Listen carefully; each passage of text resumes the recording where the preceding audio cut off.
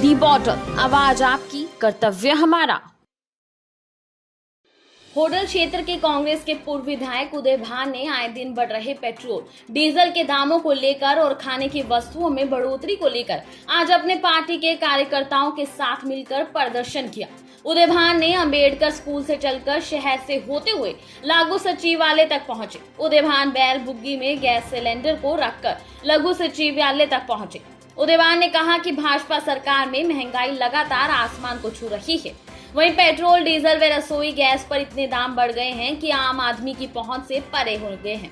किसानों की खेती भी डीजल पर निर्भर करती है। इतनी महंगाई में किसान कैसे अपनी फसलों को सींचेगा।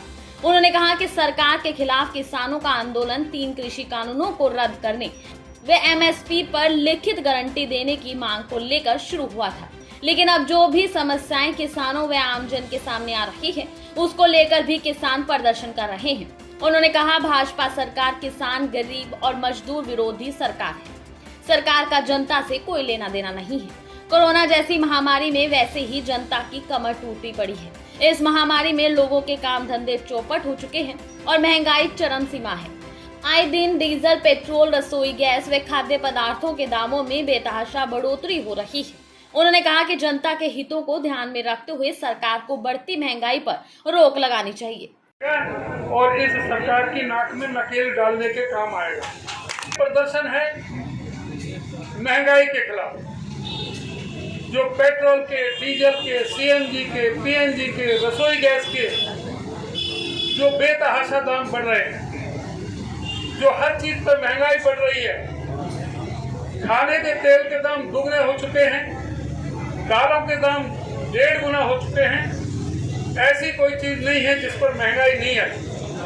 मैं थोड़ा सा कहना चाहूंगा कि जब सरकार कह रही थी कि अच्छे दिन आएंगे, तो क्या लोगों ने ये कल्पना की थी कि ऐसे अच्छे दिन आएंगे जिसमें सभी का रोजगार छिन जाएगा। जो ये कहते थे कि हम 35 रुपए पेट्रोल और डीजल देंगे, हमारा राज आएगा, तो क्या पेट्रोल और डीजल 35 रुपया लीटर मिल रहा है? कांग्रेस के टाइम में डीजल पर 3.5 रुपया एक्साइज ड्यूटी थी 1 लीटर पर केंद्र सरकार की तरफ से। आज की सरकार 31 रुपए 90 पैसे यानी 32 रुपए ले रही है। 32 रुपए ले रही है तो ये सरकार डीजल की महंगाई कर रही है, डीजल को सस्ता दे रही है, लोगों के जेब काट रही है, लोगों के अंदर महंगाई का काम कर रही है। ये बात की तय करनी है।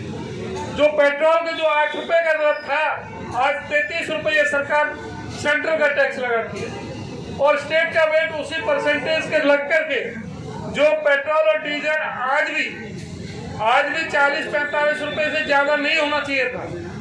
जब 2014 में इनको सत्ता सौंपी थी तो उस समय $110 प्रति बैरल का रेट था अंतर्राष्ट्रीय मार्केट में इसका कच्चे तेल का। और जब इनकी सरकार आई तो 110 से घट करके 30 रुपया पहुंच गई। क्या तेल के दाम गिराए? तेल के दाम गिराने की बजाय तेल पर टैक्स पर टैक्स, टैक्स पर टैक्स, टैक्स पर टैक्स लगा दिया। एक भी नया पैसा किसी भी आम आदमी को इन्होंने राहत प्रदान नहीं की। आज भी जो 2014 में रेट $110 का था, आज भी वो $70 का है। यानी कि जो 55 रुपए लीटर डीजल मिलता था, अगर उस हिसाब से लगाएं तो आज 35 रुपए डीजल मिलना चाहिए। ये सरकार किस तरह से जेब काटने का काम कर रही है। एक सर्वे के मुताबिक 1 एकड़ धान में झूठ पे झूठ, ये झूठा, इनकी सारी राजनीति झूठ पर आश्रित है। इन लोगों ने लोगों को गुमराह किया है।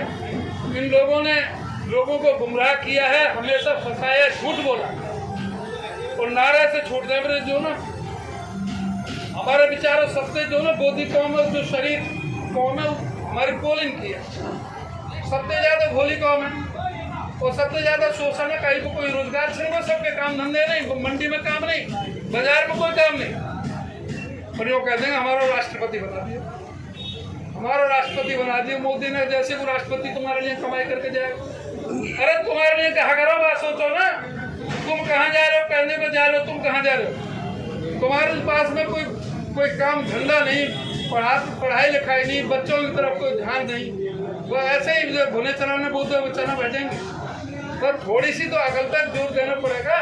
धर्म के नाम से, मजहब के नाम से, जाति के नाम से इनका सिर्फ ये मकसद रहा है। इस मकसद को समझ जाओ, किसान मजदूर गरीब आदमी एक हो जाओ, इस पूंजीपतियों की, इन अमीरों की सरकार को लात मार के बाहर भगाओ, तब आपका भला हो सकता है।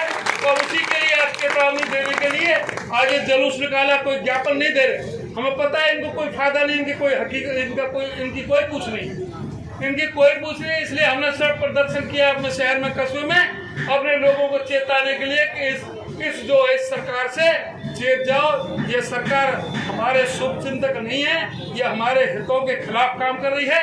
ये पूंजीपतियों की सरकार है, ये अमीरों की सरकार है। ये जो कहते थे चौधरी देवीलाल वाले, ये ब्रीफकेस पार्टी है। चौधरी चरण सिंह कहते थे कि आप काई वोट दे दो, पर इन जनसंघी ने वोट मत दिया। तो इस बात को ध्यान रखो। ये सिर्फ जो है, ये लोग इतने खतरनाक हैं, ये स्व नफरत पर राजनीति करते हैं, लाशों पर राजनीति करते हैं। इन लोगों की सत्ता को उखाड़ फेंकने के लिए सभी किसान मजदूर गरीब मेहनतकश हिंदू मुसलमान सिख ईसाई सभी मिलकर के इस सरकार को उखाड़ फेंकने का काम करो। जिस तरह से अंग्रेजों की सरकार को उखाड़ के फेंका था, सारा देश एक तिरंगे के नीचे खड़ा होकर के अंग्रेजों को भगाने का काम किया था। अब इन काले अंग्रेजों को भगाने का काम करो, इन कच्छाधारियों को भगाने का काम करो, इन काली टोपी वालों को भगाने का काम करो। ये लोग जिन्होंने 75 साल तक राष्ट्रीय झंडा अपने आरएसएस के मुख्यालय पर नहीं फहराया, इनको ये देशभक्त नहीं है। हम देशभक्त हैं। ये कांग्रेस को देशभक्ति का देते, कांग्रेस का था गौ माता की जय, कांग्रेस का निशान था गाय बछड़ा का, कांग्रेस का निशान था 2 बैलों की जोड़ी का। अरे इन लोगों ने तो सिवाय शोषण के, झूठ बोलने के और अंग्रेजों की गुलामी करने के कुछ नहीं काम किया। इन लोगों ने तो स्वतंत्रता सेनानियों के खिलाफ अंग्रेजों के हक में गवाहियां दी हैं। ये देशद्रोही हैं। इन लोगों को उखाड़ फेंकने के लिए आज हम सबको एक होना पड़ेगा। आप सबका मैं एक बार पुनः दी बॉटल के लिए पलवल से ऋषि भारद्वाज की रिपोर्ट।